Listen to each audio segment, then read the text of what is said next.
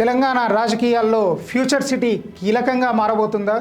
కొత్త నియోజకవర్గాల ఏర్పాటుకు రంగం సిద్ధమవుతుందా అనే చర్చ ఇప్పుడు రాష్ట్ర వ్యాప్తంగా సాగుతుంది.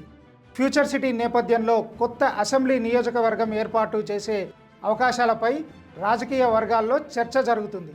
రాబోయే డీలిమిటేషన్ ప్రక్రియలో తెలంగాణలో అసెంబ్లీ స్థానాల సంఖ్య పెరిగే అవకాశం ఉన్న నేపథ్యంలో రంగారెడ్డి జిల్లాలోని భౌగోళిక పరిస్థితులు, జనాభా పెరుగుదల, భవిష్యత్ నగర విస్తరణను దృష్టిలో ఉంచుకొని కొత్త నియోజకవర్గాల ఏర్పాటుపై దృష్టి సారించినట్లు తెలుస్తుంది.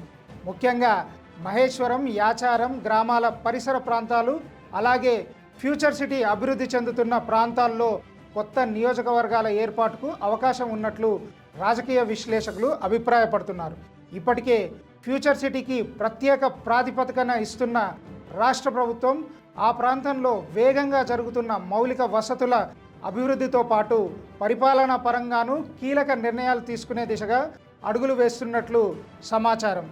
ఇదే సమయంలో డీలిమిటేషన్ అనంతరం రంగారెడ్డి జిల్లా రాజకీయ ముఖ చిత్రం పూర్తిగా మారే అవకాశం ఉందని, ప్రజాప్రతినిధుల సంఖ్య కూడా పెరిగే అవకాశాలు ఉన్నాయని రాజకీయ వర్గాలు చర్చించుకుంటున్నాయి.